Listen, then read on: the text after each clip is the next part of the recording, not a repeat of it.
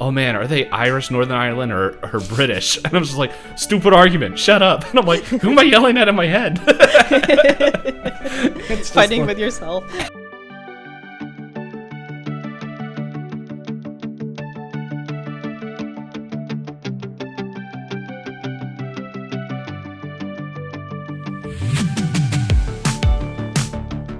Hey everyone, welcome to another episode of Pointless Discourse with myself, Hoppocalypse, and Itisdpayne.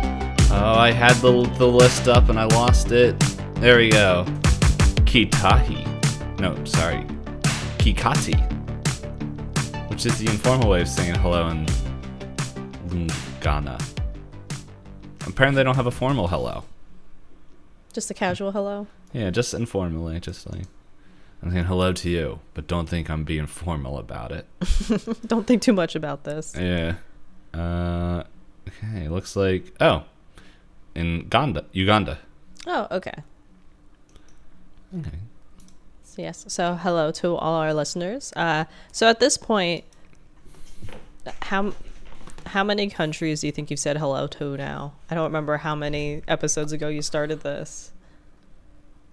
I think this has been going on for almost a year. Because you've gotten all of Europe, and then you did Asia and the Pacific Islands. Yeah. Let's see. Does it tell me how many hellos? There's over 111 ways, so I wonder if it's just like 113 or something like that. Yeah, because you're going through Africa now. Have you done South America yet? I don't think so. I don't think so. So we've gone through Europe. Mm-hmm. And the Middle East. Right. And then Asia. There's a lot of scrolling. And then the Oceania. Right. Which that one was short because they share a lot of language with the Asian. And then we're in Africa. And then Africa's the end. Oh. The list doesn't have South American ways to say hello. Well, I guess they would have also been when we went through Europe and did Spain and stuff. I wonder if they're thinking that. They have some separate dialects, though. Yeah. I don't know. Weird list. But in either way, hello to everybody. I guess I'm going to have to go find a list for... Like, now I'm just thinking of saying hello in, in all the different dialects of America. Just like, hey. Sup. Sup. But yeah, so... How you doing? Do we have any announcements this week? I'll check. I forgot. While you go check, usually in this bit is when we like to say thank you to people. So if you leave us any kind of reviews, ratings, or interact with us on Twitter at twitter.com/pointlessdisco, we'll say your name and read your message and say thank you. Thank you to the anonymous reviewers and raters. Mm-hmm. I didn't see anything. But actually, we do have an announcement because it would have been on last episode, and it'll be on this episode. We have a new theme song because YouTube hates our original song that we've been using up to all this point. The good old bots are always ready and willing to find snippets they don't want on the internet. Mm-hmm. So we've done the American way of spending money to make Capitalism. Sure we can... No, well, I guess technically, yeah. I don't know. I know I had to use it for other programs, and they're just like, "Hey, for $10 more, you can add 5 YouTube channels." And I was like, "All right, well, that solves our problem." Fair enough. Until another bot is like, "Oh, I thought I had the rights to this one," and you'll be like, "No." Yeah, no. This one, I will actually have paperwork and clear things, and I can go to the people and be like, "Hey, they're claiming your song," and they'll be like, "Say what now?" But all right, yeah. So we're into.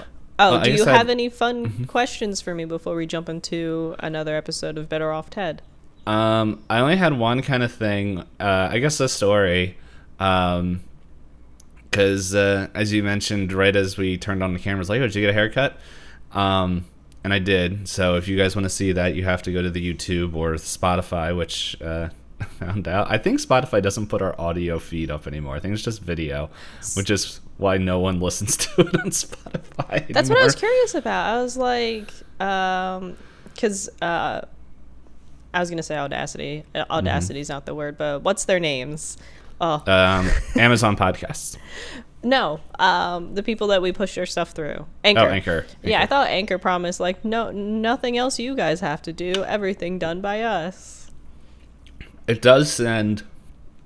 It only sends the video to Spotify, and it sends the audio to everyone else. So I don't know. And there might be an option to turn off video. I don't watch podcasts on Spotify.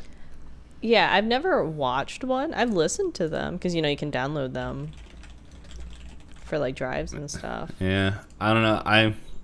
I use a different app, and like I have everything in there for podcast wise. Podcast Addict. I do see that Better Off Ted episode 7 reactions audio appears to be there. Oh yeah, I don't doubt that it's there. Oh wait. Did it just automatically start playing video in my web browser? Oh my god, it did. I don't know how to check if the audio is up.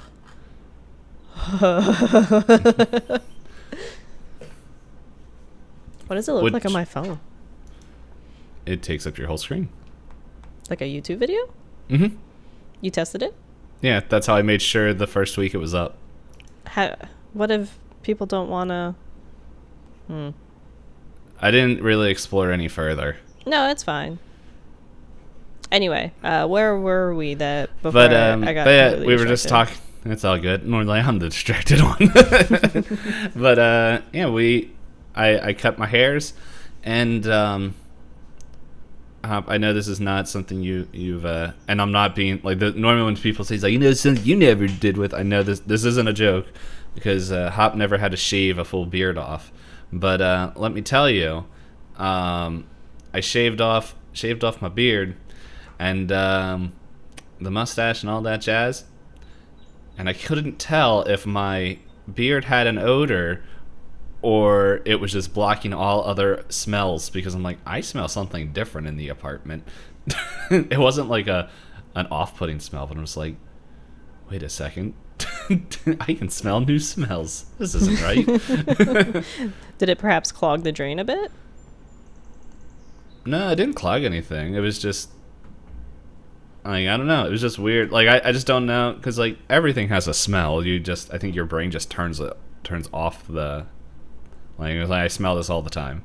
Like how do you just unless like you smell really bad, like from doing like a workout or something like that because like. It's actually they tested it where it's like this is going to be a little dark for the beginning of the podcast, but they did studies on kids that pretty much were abandoned and like abused and stuff when they were younger. They actually, as a defense protocol to keep people from coming close, is like their body will like naturally put off an off-putting smell, so that way people don't get close. I don't know. Like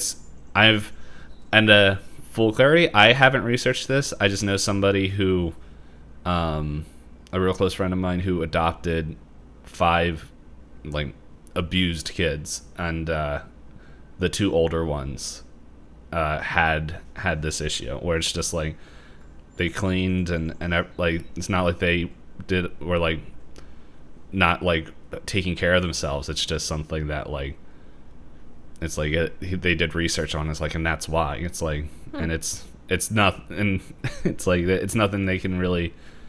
It's not like they're actively doing it. It's just like a part of how their brain is wired. Yeah. So, but they don't like. I don't think they smelled any difference. And it's like, honestly. Like, if you want to see fuller proof of this to bring it back a little bit of lightheartedness, just smell a Super Smash Brothers tournament. And they're all able to sit in there, but anyone who enters that room is like, nope, no thank you. I thought it was hilarious when conventions that did that. What's the big one? I forgot the big one. the just what you said. The what's the big fighting game thing? I don't remember the names of them. The only times that I learned the names of them was more so when Bad News came out, so then I kind of just scrubbed it from my brain. I'm sure you're aware of what I'm talking about, but I don't want to bring the podcast down again. Yeah, the Smash one. Yeah. But no, like there's I can't remember. There's a big fighting game thing that happens every year, and but it's not just Smash. It's like it's just tournaments the entire con. I think and I just remember because it used to be I liked hearing about fighting game news, and I love watching fighting games, and it's killing me that Street Fighter 6 is coming out. I was like, I want to play this game so bad, but I'm terrible at fighting games, and I just get pissed off.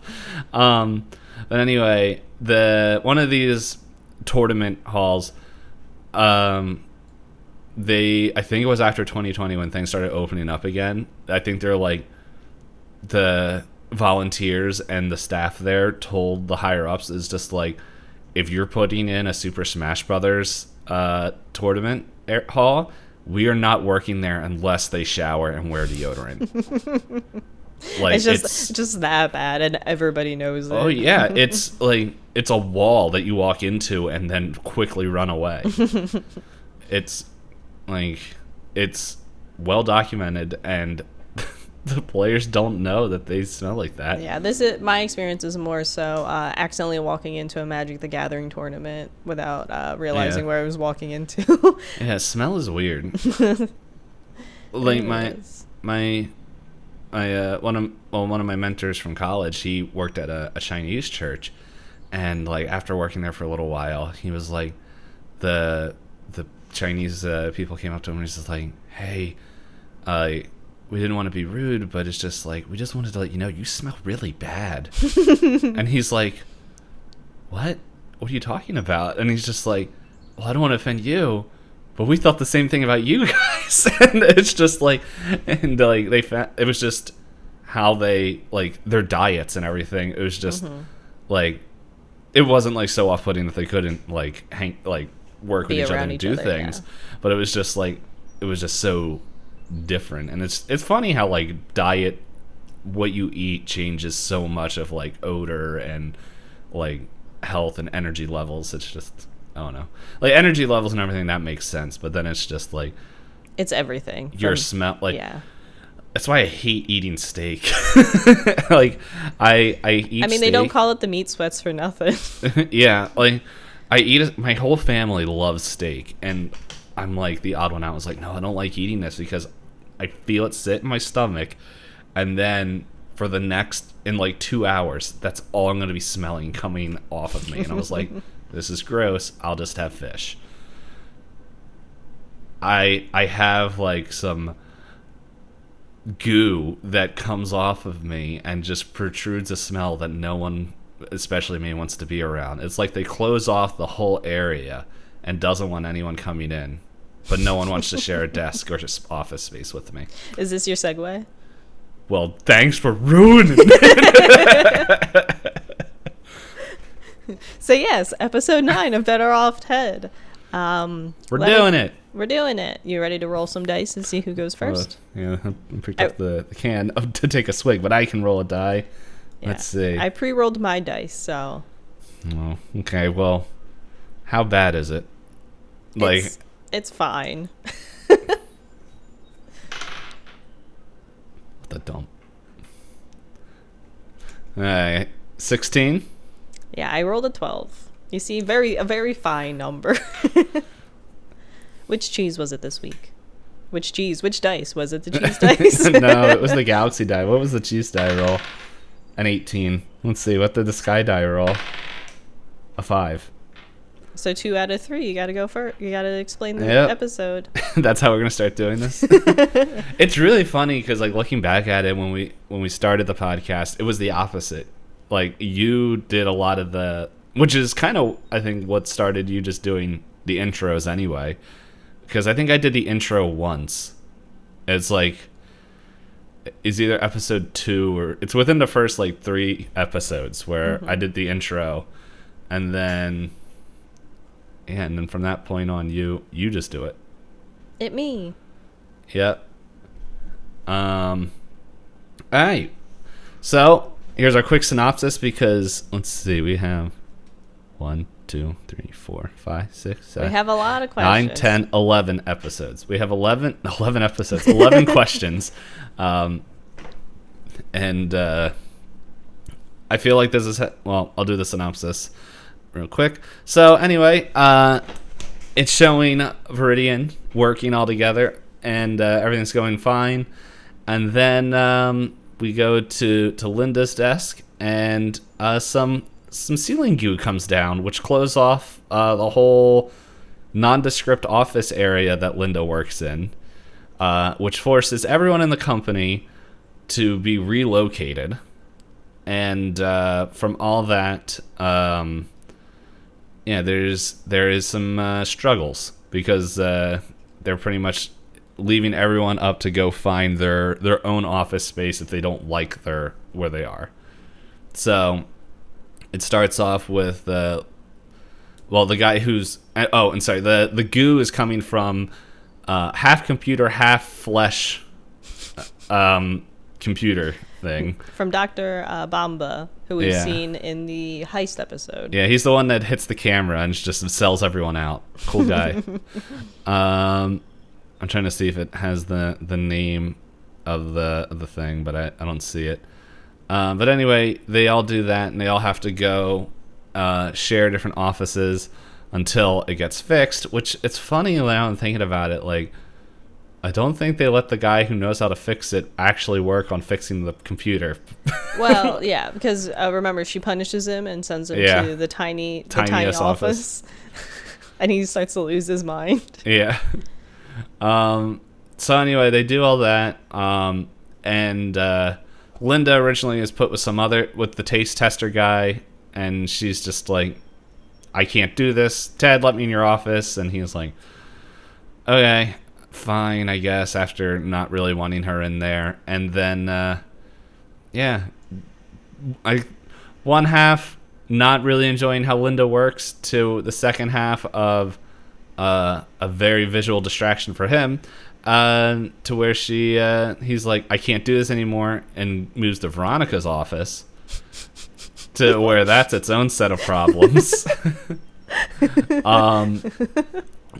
Which is fun problems. Which fun, Veronica's not for Ted. Not for Ted. Ted is getting the losing thing no matter where he goes. But yeah, he doesn't want to be in there where he's confronted by Linda, and he's just like, and then pretty much he goes and forces Lem and Phil to fix the problem. And so anyway, that's story A. Story B is in the beginning of the episode, Lem and Phil are working on this device that allows them to send their voice as it's like a voice of God talking to them. And originally they yell at some guy for making too many copies in the copier machine, I think it is.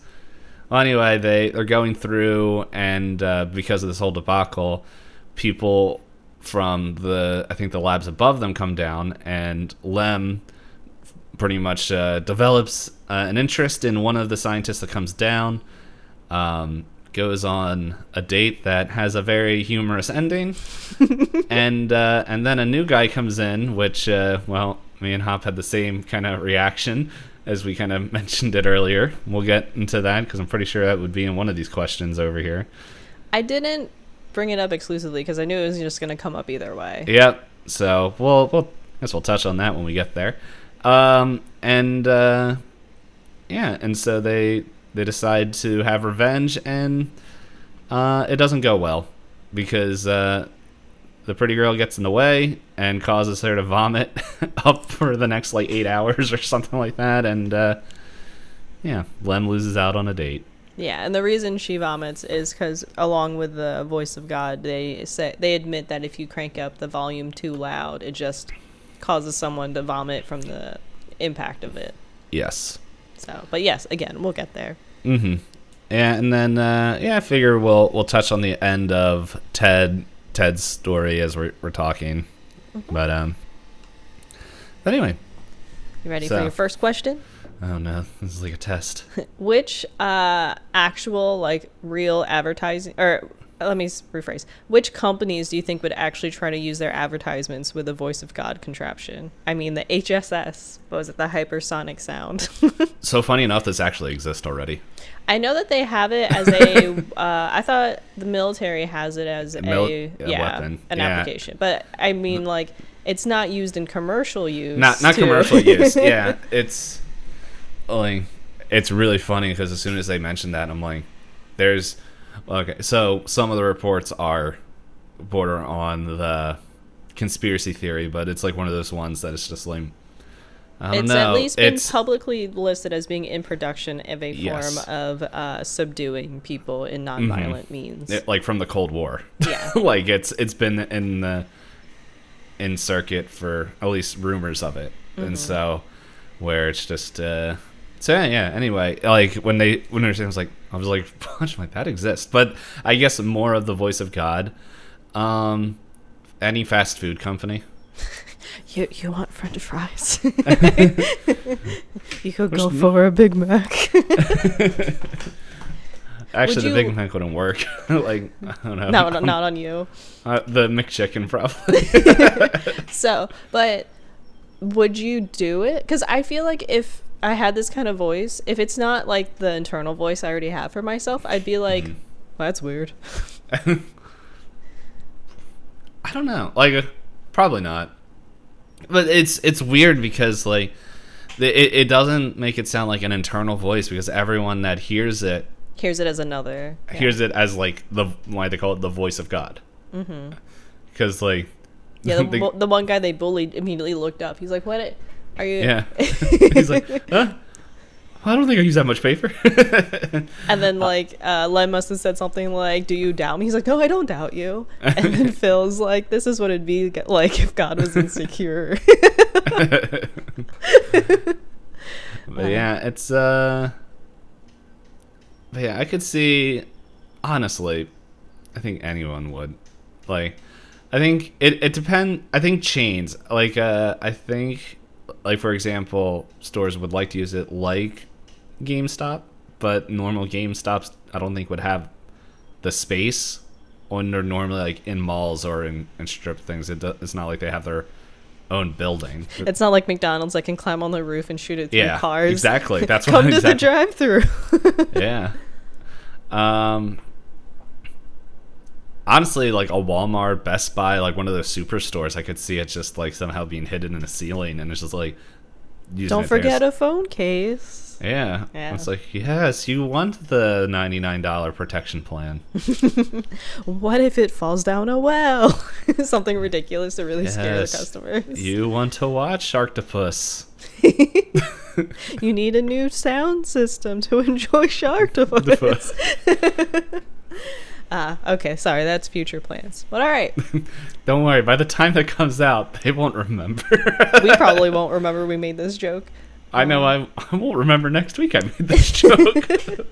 So then, could you survive? Like, I know in Viridian they talk about all the crazy experiments, but they seem in the earlier episodes it's kind of more confined to the people willing to test.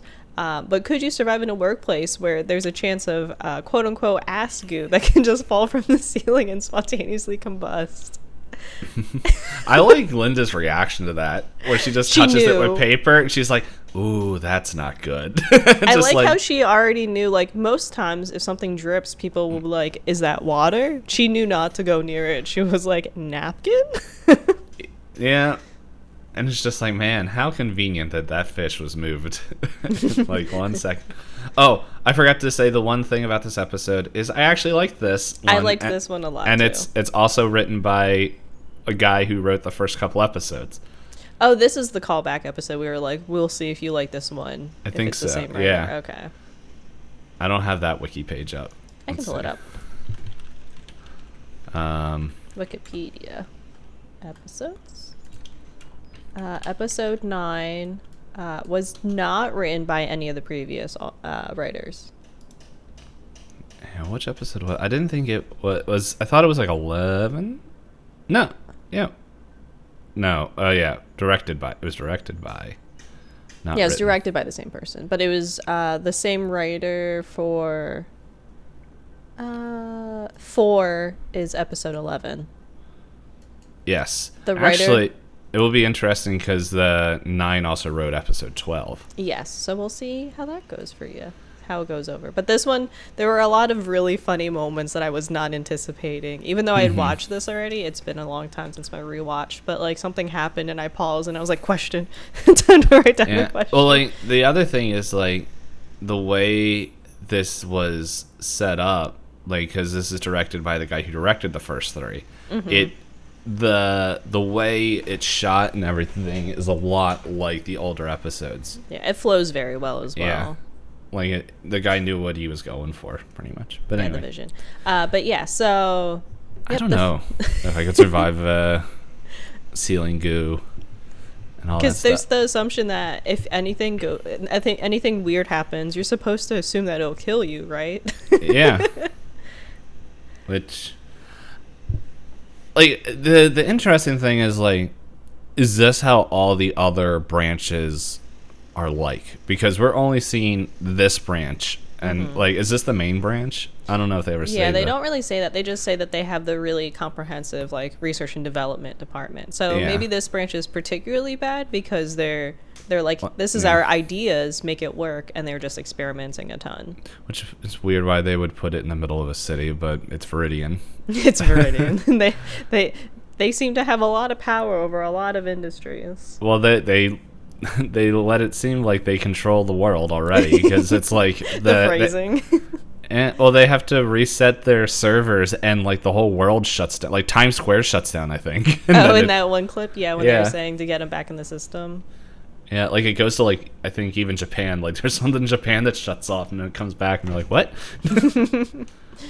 Yeah, I don't think I could survive here. I'm very comfortable with my sitting behind my computer screen and being just completely like, I know what to expect in my little space.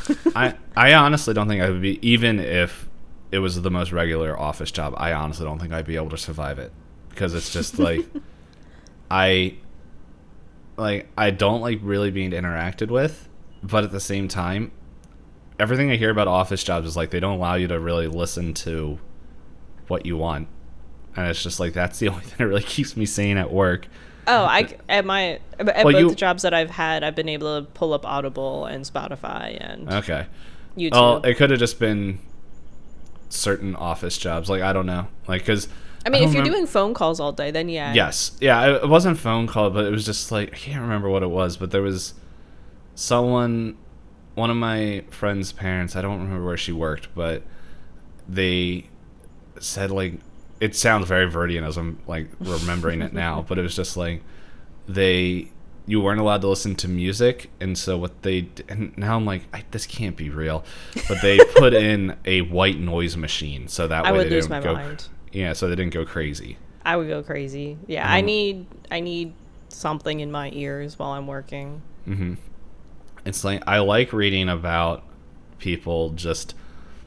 I was about to say the spoiler. Anyway, I like reading the Poppy War. Okay, that's what I'm going through right now. If anyone has read the Poppy War, I'm enjoying it. Yeah, I have Poppy War on my list, and then I ended up starting Gideon the 9th. Mm-hmm. Well, the Poppy War is a trilogy, and I'm like, dude, if I like this book all the way through, I'm probably going to pick that up, because originally I was like, I don't want to go through another trilogy. And then I'm like, oh, this is a world chord. So we'll see. All right. So then, since we talked about the potential of having ASCII, as they explain it, I think Dr. Bomba said that was his shortcut name for the goo that fell out of the biocomputer that he had built. So are you proud of Phil solving the ASCII problem with his ass face idea? I wanted to put this in there because Lem's reaction, he's like, I don't think it's worth abbreviating everything anymore. Oh, yes. So I was like, it took me a second. I was like, what was that? And then, and he's just like, he's like, okay. Because I think he said the long term of it was like something interface. And then he goes, or ass face for sure. And Lem's just like, how about no? Yeah. Because he's kind of done with how his whole story went. He's just like, okay, no more. No more talking about this stupid stuff.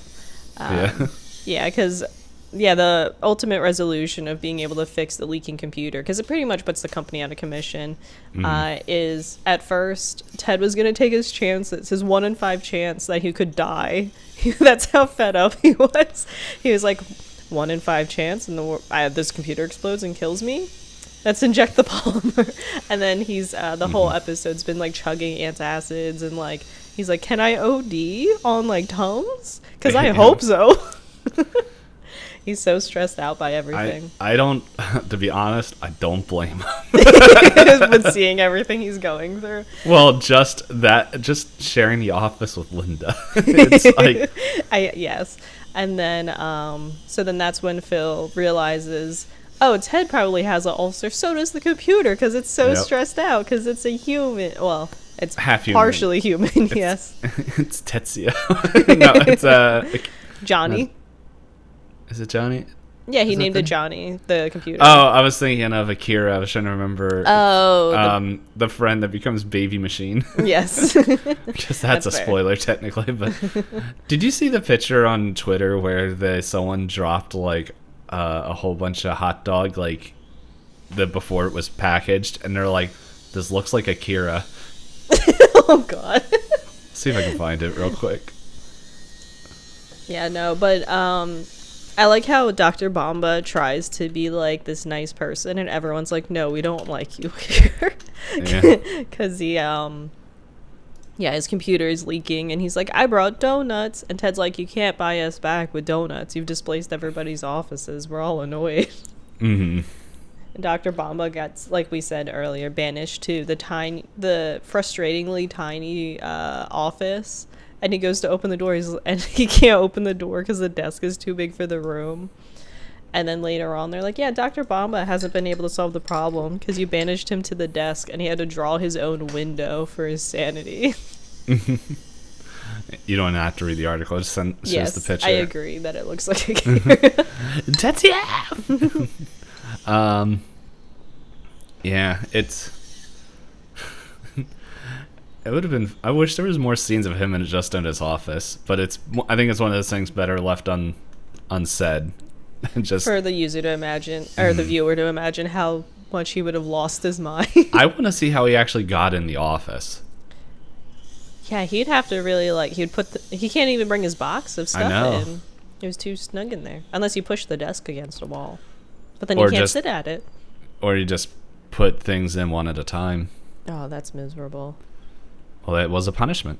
It was a punishment. Veronica was very upset by everything that happened because of that. Yes. Well. We'll get there. So this is just my general question to you. What came to your mind when they first said that they had a biocomputer upstairs? Cyberpunk. But, did you imagine it, at first, I think I imagined what ended up getting shown. I don't know what I imagine. I think my first thought was more meat. You thought there'd be more meat? Yeah, I don't know. I think I went more Power Rangers, science fantasy. Floating head. Not so much floating head, but it was just one of those old timey whole room is a computer. Oh, okay. But there's which now I'm thinking about is that's not the whole vibe of Better Off Ted. I'm thinking more of body horror stuff where it's just there's literal a human grafted into a computer, but it's different. It's not there's arms and legs, but it's just skin grafted onto things and more just wires going to it's very, as I said, very much body horror. Instead of wires, it's intestines. Yeah, and entrails. Not so much that, but it's just they're you can see the organs that are all in kind of as they showed a little bit in the show, it was non-distinct vats that they were just floating in. So it would have been stuff like that, but wires and everything just hooking it up and going through, but it was just more messy. Okay, more messy.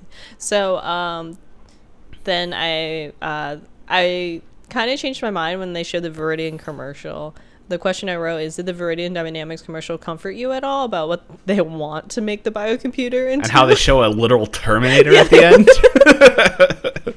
That wasn't my notes. I know. That it was. I think the phrasing was, we take the best parts of humans and the best part of robots, and then they took, or no, best part of machines, and then they show a clip of a missile hitting a building, and then they clip to a walking Terminator for like too long. Yeah, it's like 3 seconds. And then they just go, what is it? Humans and machines better together. Mm-hmm. Yeah, so I was scared. I was like, is it a Terminator that's leaking stuff out of his butt through the ceiling? That would have been great. I'm trying to remember. Hold on, I gotta go look at a message with Rick. For people who don't know who Rick is, he's my mod and like longest internet friend. And there was something we were talking about.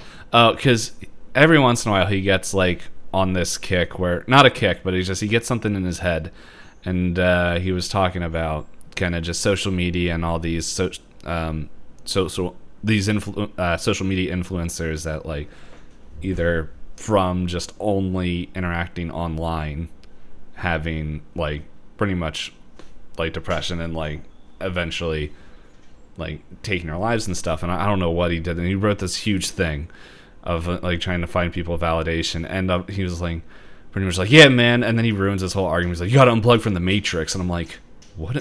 You just ruined your argument by just saying that. Which the whole reason this ties in, like, is that whole thing is a deeper thing that we're not gonna really go into with a Better Off Dead conversation.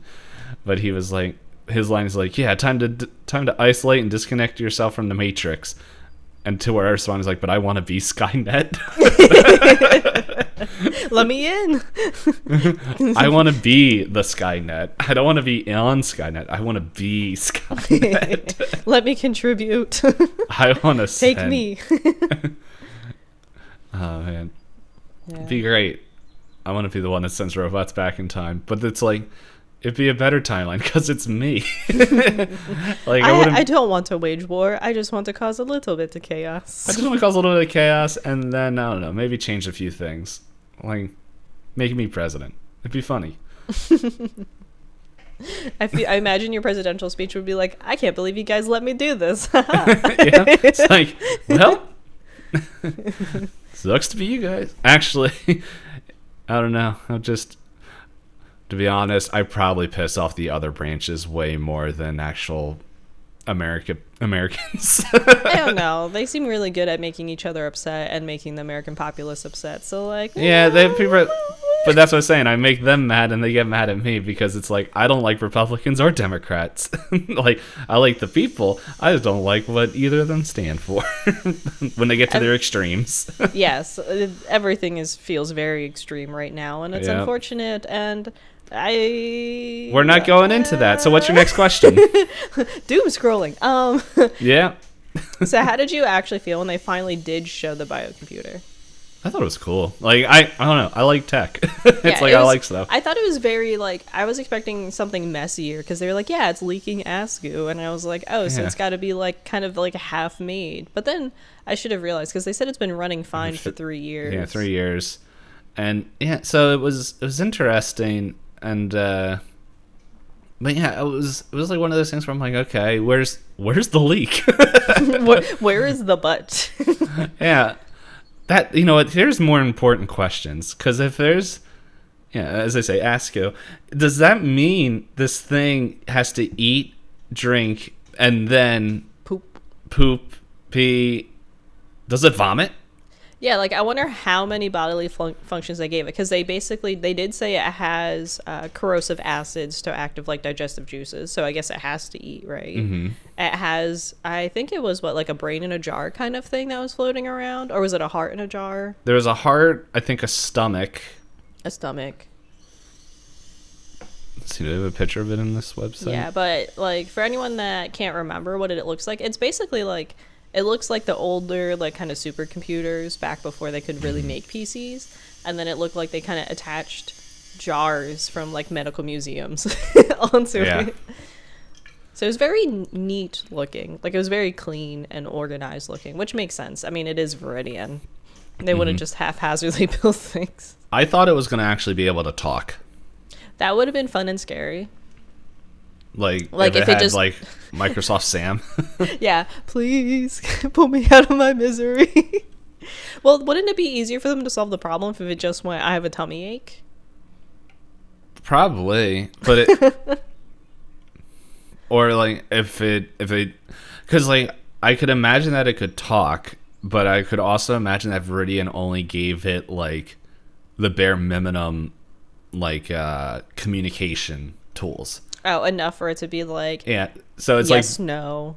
So it talks in, like, high technical, like, computer terms that don't make sense for human things, where it's just, like, there's an error in this error, like, and just saying like random error lines. Codes. Yeah. But then again, I think if that was the case, it would have been more of a thing. Mm-hmm. So then, so now we'll switch over from that storyline, because that one's kind of wrapped up a bit. This one I just thought was funny, and this line just stuck out to me. Were you surprised, one, that Phil read the signs correctly between Ted and Linda? And then the second part of this, how about when he said he'd go tell off his wife? Do you remember what he said?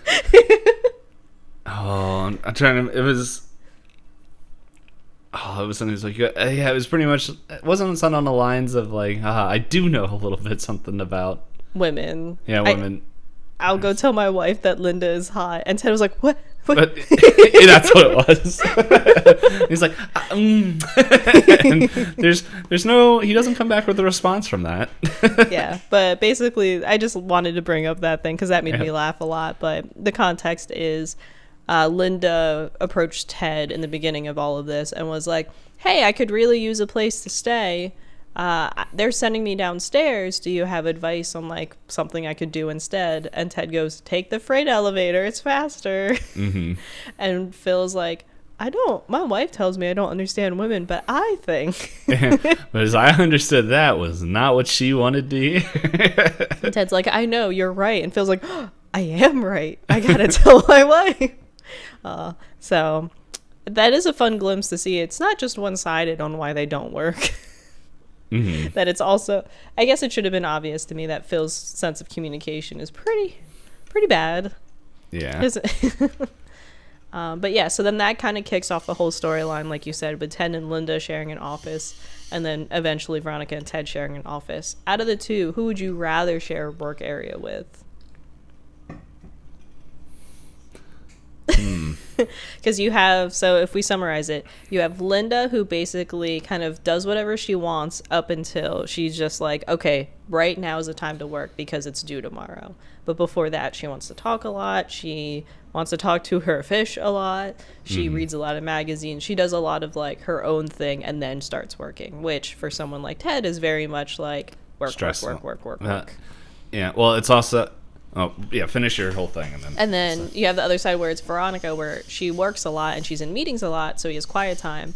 But Veronica sees her office as her safe place to do whatever she wants, and whether or not Ted is there, i.e.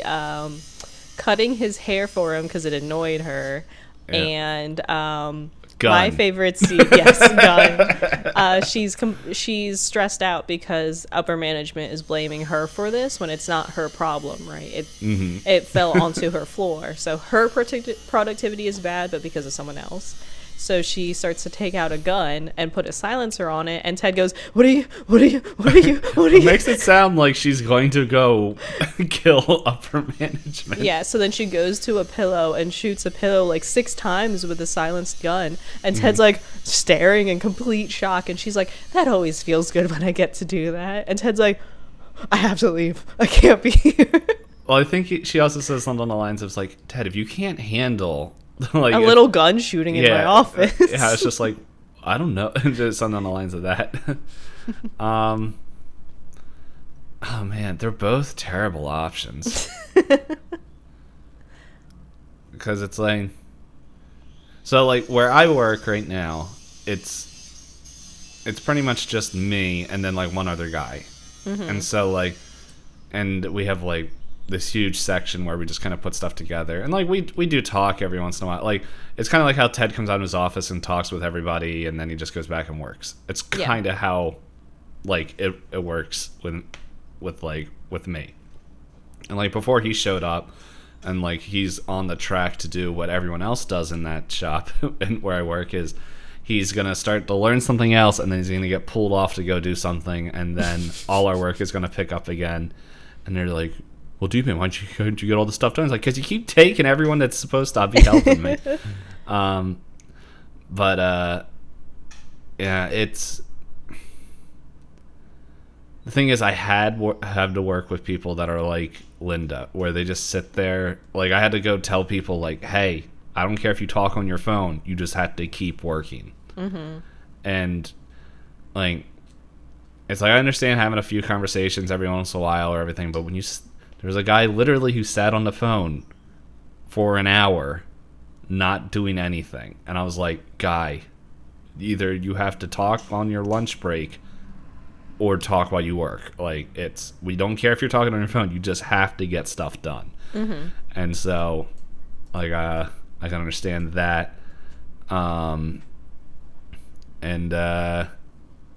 yeah, it was stuff like that. But honestly, like, I don't know who would actually want to work. Like, I think I might get along well with the Veronica stuff, but at the same time, it's so stressful. But the thing is, like, I have people, like, they don't pull out a gun and stuff like that. But it's just, like, there's people at work that will have that, like, outbursts. An outburst like that and freak out. And then it gets real quiet and no one wants to talk. And it's great. So. Not the emotional part, but the little pocket of quiet. Yeah, the pocket of, oh, good, no one's going to come back and bother me because everyone's pissed off right now. So maybe I would choose Veronica, because I really think Linda would just irritate me. Yeah, I think personally I would pick Linda, because like some places that I've worked on a lot of different teams in the last company I worked on. So I've had people that are kind of like Linda that I've been able to work with. But what I would do is I would like give them like a half-hour pocket. Like, okay, I'm waiting for something, so here's your little half hour and we can talk about whatever you want to talk about. And then as soon as like I have what I need to start working again, I'd be like, okay, hold. And then I would like put in like earbuds and then music loud enough that even if they said something to me, I'd just be like doing what I was doing. So I think I could find a way to manage it with Linda. And plus, at least it seems like Linda is trying to be friendly, right? She's not, minus the whole kind of poking and prodding because she wants to be a therapist to Ted. That was a little much for me. I don't. I'm like, I think you're reading too much into this. But she ended up being right. But she ended up being right. But it's just like I no, let finish it on, and then we can go into that. But I do agree that she didn't need to overstep like that to get what she wanted from Ted, which was honesty. Because Ted, I did like how she's like, you run away from everything because of your last relationship, and then she looks up and he's already run away because he can't handle talking with her. And I was like, I wonder if this is part of the reason things didn't work out with his ex-wife. But yeah, but I do enjoy Linda's humor in that she clearly understands people very well, and that she knew how to mess with Ted in a way that was like not mean to Ted, whereas Veronica, I feel like she is unintentionally mean to Ted and doesn't consider Ted. Like the whole gun thing, instead of saying, I'm not gonna hurt anyone, Ted, she just kept setting up the gun and loading it up and then shooting. And then Ted after the fact was like, what is happening? And Veronica's like, get used to it, this is just how it is. Yeah, it's, I don't know, it's like both isn't great. No, they're not ideal. I would want, I would want the office. Like, I don't need that big of an office. Honestly, that small office sounds great because that means no one can come in. No one can bother you. I did like how Ted's like, there's no room in my office, and Lena fakes an echo. Yeah, and just like behind them there's this huge space. But okay. So yeah, so that's that storyline. At the end of the day, they do fix the computer, so then Ted has his office back, and then Ted admits to Linda and is finally honest, like, I agree, I'm attracted to you. That's why I found it extra hard to work around you. But, oh, you got your update on Dom. They are still dating. Oh, yeah. Yeah. Okay, so this brings an issue with me.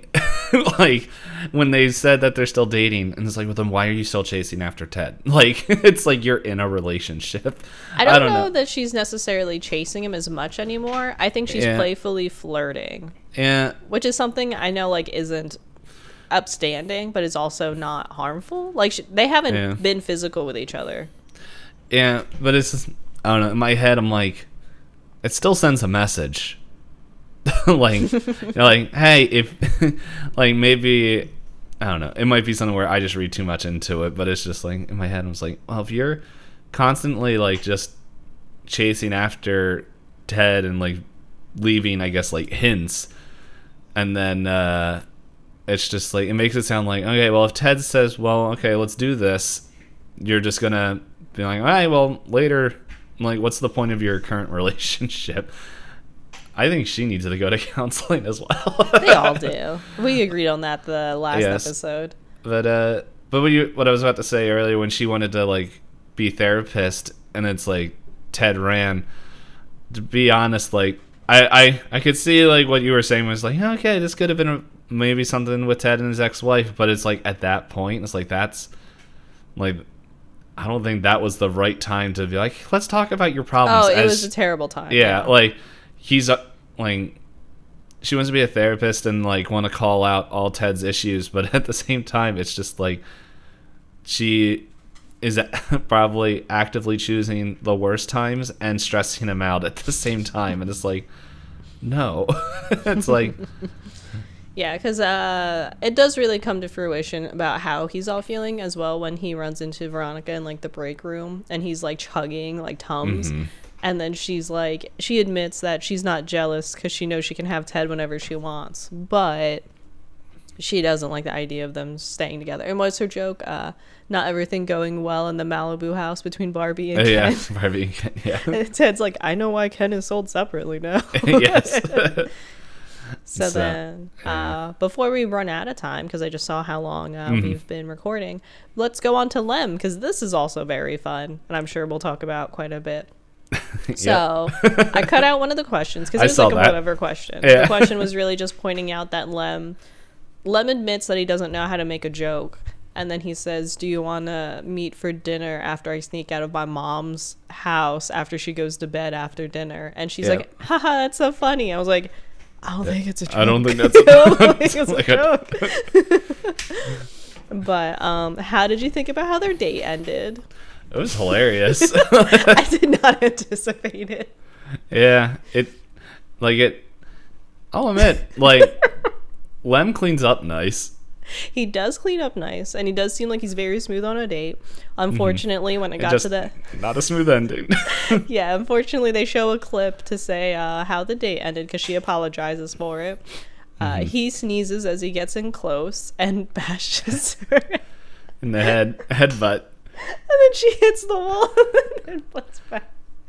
Yeah, and then, like, part of me wanted to just, like, because she's just like, oh, it's okay. It's because of my perfume. Yeah, and she seems like a really chill lady. just a real chill woman. It's just like, yeah, it's just like, it happens. It's like, it's okay.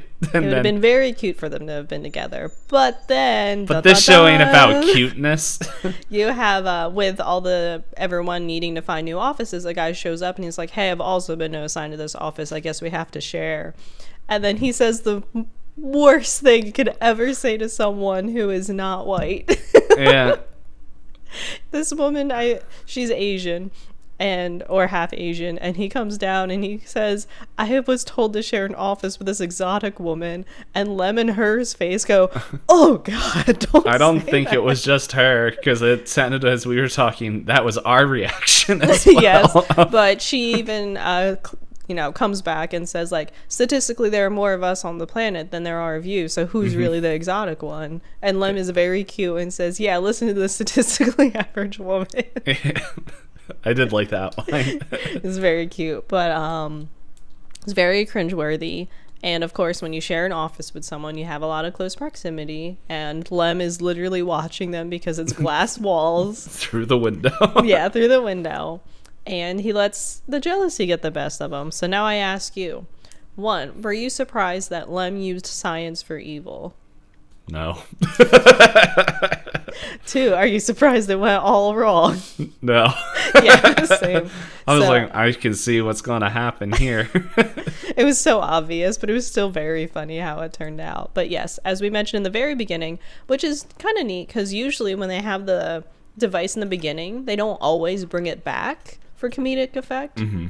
But they did do it this episode, where they hinted in the very beginning, if you use it too high of a level, it will cause someone to throw up from the sound waves. So Lem decides, hey, Mr. Weirdo, he can't be charming if he's throwing up everywhere. Turns it up to the highest setting. And isn't Phil just like... Don't... Yeah, well, no, Lem makes a line that says... All right, no, Phil says, we promise to stop using science for evil from now on. Yeah. And then Lem made a comment like, I wish I could just be a worm and split into half and date myself because it'd be less awkward. And Phil's like, we all wish we could be worms. I was like, I don't think I've ever wished to be a worm. No. But Phil was not surprised that things went wrong. Yeah, he was like, But yeah, so then Lem aims, and he's not really thinking things through. Goes to shoot the whisper gun at the guy, which wouldn't he aim it higher? Because the guy was like 6 inches taller than her. But anyway, it doesn't really say how direct, like how thin. Yeah, they just say that in a crowd you can pinpoint one person, so that's why I assumed if he aimed it higher. But in either case, and then she just so happens to step in the way of the whisper gun and immediately starts vomiting everywhere. And Ted comes downstairs and goes, whatever you did to that girl, don't do it again. Yep, and come with me to fix his computer. And that's when you find out they have the polymer that has the 1 in 5 chance to blow everybody up. Yeah, that Ted's willing to take. Mm-hmm. But yes, so then you fast forward to the very end where you wrap up Lem's story. So how did you feel when all was revealed? I was like, story-wise, I'm like, it makes sense, but it's just like yeah, okay. It's like, well, that happened. I don't know. It was just one of those things. Like, yeah, I kind of saw that happen in the story, because it's just like, it doesn't, like, the only other character that they keep reoccurring for the most part is Rose. Yeah, and she hasn't been in it for a little while. She was on a phone call. She was on the phone call while she was with her mom, and we also don't know if she's still with her mom right now. But it's like, I don't know, this late in the show, it's like, or at least season 1, I'm like, I don't know, it'd be weird. It's also like, did she even have a name? Lucy. Lucy. And I think they only say it during the flashback. Mm-hmm. Because it's like, I had a nice time with you, Lucy, or something like that. Yeah, it's like, I don't know. I think it would have been neat for Lem to have, like, I don't know, just like his new relationship compared with Phil's old relationship. Like, and this, how I thought that would be an interesting dynamic, but that's not the show. And it's like, from a writing perspective, it's like how this sitcom is like, every episode is its own thing. Its own, like, little condensed story. Yeah, the, like, really only thread that that keeps popping up is the love tension between Linda and Ted. Like, that's the only kind. And a little bit of the triangle of Veronica in there as well. Yeah, so it's like there's a little bit of that, but then overall, like, Lem and Phil aren't They're not really main characters. Yeah. They're kind of like how Greg is in Over the Garden Wall. Like they're not like secondary characters, but they're main characters, but they're not like, they're not the narrative. Yeah, I'm trying to remember what it is. There's a term for it where it's just like, because that's what Greg was. Because like in Over the Garden Wall, shoot, I forgot the older brother's name. Wirt, yes, sorry. Thank you.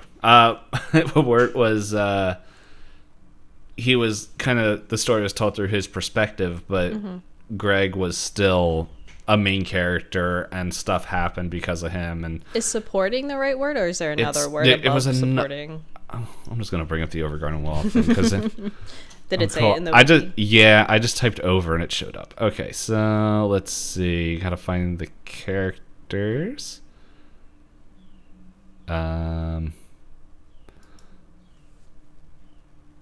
Gregory. Let's see. He is the I don't know how to pronounce this. Is this like a literary term? Yeah. Or a film term? It's a literary term. Oh, wow. Deuteronometrist? I'll just copy and paste it for you. Okay. There's this. Oh, I almost posted that in the wrong chat. Oh, it's not a protagonist, but it ends in agonist. Yeah, it's like a duo agonist where it's like second place in importance. Yeah, second place in importance. It's all just as classical Greek stuff, but yeah, it's like it's not the protagonist, but it's like if protagonist was 1A, this would be 1B. Yeah, it says the deuteragonist is the second character right behind the protagonist in its importance. Yeah, it's like, and then this thing on the side here, often acts as consistent companion to the protagonist or someone who continues actively aiding the protagonist. A protagonist. Okay, kind so of, yeah, like a sidekick. They would kind of be that because Ted is the protagonist, and then everybody else is like supporting him in either his work, his relationships, or his moral dilemmas. Yeah. Okay, that makes sense to me. So then, but for me personally, when all is revealed, basically what happens is Lem tries to go and apologize. He goes with dry cleaning and apologizes about her getting sick. He doesn't admit to it, but he says yeah, he's sorry about her getting sick like that. And then the guy that called her exotic approaches from the other room, and she's like, yeah, you'd think like he actually ended up being a nice guy because he took care of me all day, so you know.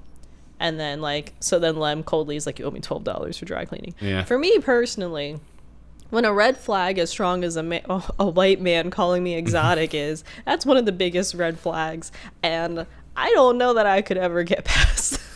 Yeah, it's like, as I said, like writing wise, I'm not surprised, but if in real world, like I'm like, is bad. I don't think that would have flown. And they tried to cover it by calling him saying Lem is also exotic. Yeah. But it's okay, so he literally didn't learn his lesson. Well, one, he didn't learn his lesson, and two, I feel like most people that use that tend to use it in a term for Asian women specifically, unfortunately. Mm-hmm. Hello, it's me, Asian woman. Hello, Asian woman. Hello. It is I, white man. But it's, anytime I've seen that used, okay, so, how dark do I want to go? So, where I grew up in terms of my Filipino culture, it's not surprising if you find out that some of the couples here that are white man and Filipino woman were done via less than romantic means. Mm-hmm. And so they will still attend parties because, you know, the woman is Filipino and will seek community from other Filipinos for comfort because, you know, it's a new country, very fair. But then they bring their husbands, and the husbands all make the same kind of comments even though they're married to a Filipino woman and are around Filipinos. And there was one time someone told me that they went up to talk to that group and they were making jokes that they can't tell their wives apart from anybody else there. Yeah. Yeah. So him saying the word exotic is like a fight or flight mode in me. I was like, ugh. Yeah. I just want to say, like, I don't know why that... I can't even tell white people apart. Like, I don't know if this is just how my brain is wired. I'm like, I can spot Hop in a crowd because, like, we talk every week and everything. Like, it's just when we... But you have more than just an initial look at me. You have, like, we've had conversations. We've watched each other's streams. Like, we're able to, like, for example, we're able to spot each other. I have pink hair. Yeah, that makes it a little bit easier. But it's just, like, even before then, like, when the first time we met up at PAX Unplugged, it was just like, I'm like, oh, okay, there's Hop. And, like, it also helps she had a whole entourage, but it was I was so busy that year. But, like, and, like, even this year, still, like, okay, it's one of those things where it's just like, no, it's like, okay, the more I interact with people, it's like that's when, like, I guess features and stuff become more cemented in my brain. But, like, I don't know, it's like it doesn't matter from, like, in my brain, just the way it's wired. It's like okay, if that person, like, I think this is probably why in my head it's like, oh, I would like to know specifics, because I remember one day when it was just like, when I remember, like, reading something where it's just like, it's like, oh man, are they Japanese, Korean, or Chinese, and, like, all this spot. And I was like, oh man, and I remember the argument in my head is like, oh man, are they Irish, Northern Ireland, or British? And I was just like, stupid argument, shut up. And I'm like, who am I yelling at in my head? It's fighting like, with yourself. And I'm like, it was something I was reading. I'm like, and so I don't know. It's one of those things where I'm like, I find it interesting to hear about different people's cultures and where they come from, because at least for me, I'm genuinely interested, and I like hearing from those things. It's like why I asked, mainly because it's food. I like food, and so, like, I'll ask people, like, hey, do you have recommendations where I can go and find traditional ways to make your food? Like I was asking Kathy, I was like, hey, do you have any Vietnamese websites where I can look up food stuff? But it's just like, oh man, that argument bothers me so much. It's like, they all look the same. It's like, dude, look at the UK. Like, look at Europe in general. They all look the same. Yeah, because, like, you can say the same thing where, like, if you're watching an actor who is, like, a European actor, it's very easy to be like, oh, I think he's, like, from Northern Europe or something, because there's certain features you're like, oh, that's typical of that area. Whereas, like, in the US, we are a melting pot, and it kind of just turns, between all the different states and all the different things, it's very hard to say, like, you look like you're from that state. It's more like you sound like you're from that state, or you make references that only your state would, like this region talking about Wawa. Yeah, like, it's more of what you say, and, like, how, like, kind of as you're saying, as you talk and communicate. But it's like, oh man, it makes me, what's making me laugh, it's like there's a person that just shows up on my TikTok feed, and every once in a while, and, like, their videos kind of make me laugh, but it's like this younger, I don't know, she's trilingual, because I think she said, like, her dad's Japanese and her mom's Korean, and so, like, most of her videos are, like, just replaying of her talking to her mom and just switching between all three different languages and stuff of how they talk, and it's like, that's funny and, like, interesting. And so she put out a video where she's like, she's younger, and so it's like when people say things out of line, she'll just yell at them on her TikTok. And now I'm trying to remember. It was something kind of similar to this. What you were meant? It was just like someone, like, comments like, yeah, dating Asian women is hard because all they want to do is send your money back to them. It's like, well, that was your arguing point with money. You don't think they would have? And it was just this whole thing, and I'm, like, sitting there laughing at it, because it's just like, she ain't wrong if that was what your whole relationship was based off of, is the fact you have money. Yeah, I mean, like, it was it's not stinky. Healthy. Yeah. It can be stinky, but either way, let's bring it back and make it fun again. Good episode, very funny, ha-has. And it had, I think it had some good points made through it, even within the humor, like the whole concept of having to work around people and thinking, oh, we get along, we can work around each other. No. Like, I've made jokes with friends like, oh, we would never be roommates because we both know each other's habits enough to know that we can be good friends, but we can never live together. Things like that. But yeah, there's people we said about that where it's just like, yeah, like, we're real good friends with certain people, but it's just like, man, the way they conduct their streams, it's like, hey man, we like, you do your content your way. Yeah. It's like the every once in a while merging when we do co-streams like that. It's then it's like it works out, just the chaotic differences, but then yeah.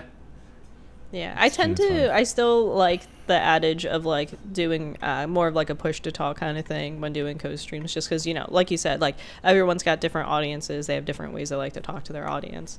But the one that we did a while ago of Phasmophobia, some people that like I haven't been in their stream in a while, but they were like, oh yeah, I was lurking to it and you and your 4-man is really funny, and I was like, you were there? I was singing.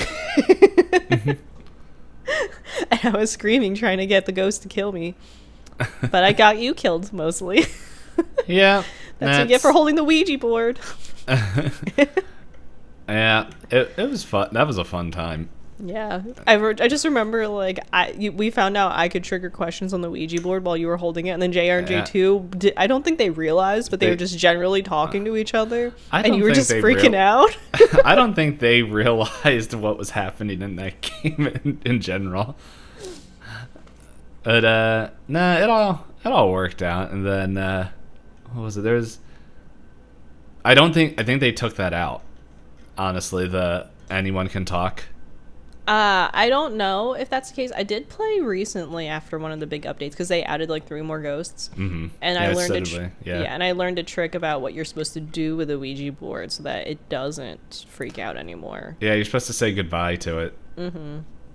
And that's what one of my friends just like, say goodbye, say goodbye, say goodbye. I was like, no.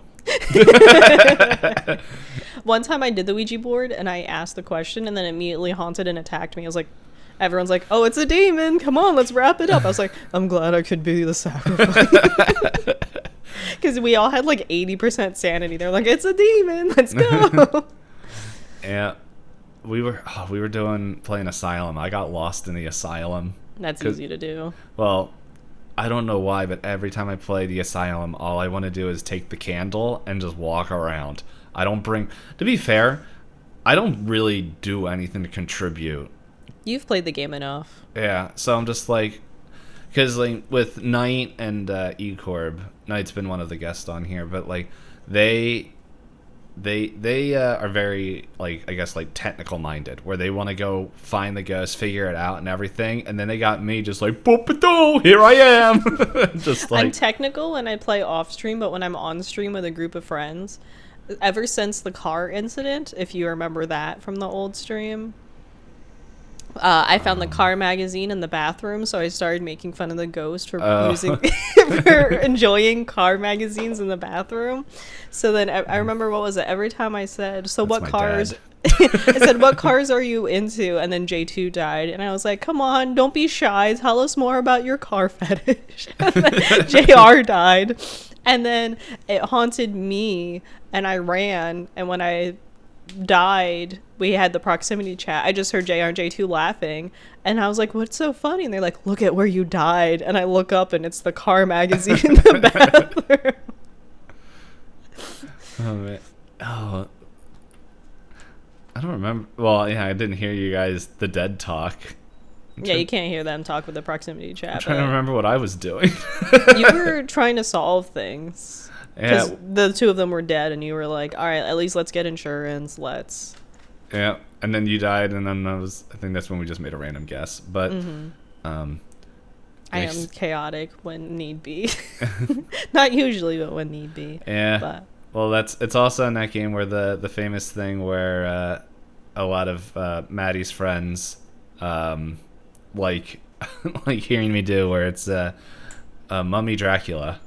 We're just like, hello, it's me, Mummy Dracula. And it's just like, what makes you Mummy Dracula? I'm a mummy, but Dracula. And so like I'll just quote that and just run around for like an hour doing that. And I'm like, and then once we leave the match, like, and we're in the back in the garage, I'm sitting there. I was like, I hope this is all that my neighbors can hear. Like, they don't hear anything else, and they just do just Mummy Dracula. Yeah, Mummy Dracula.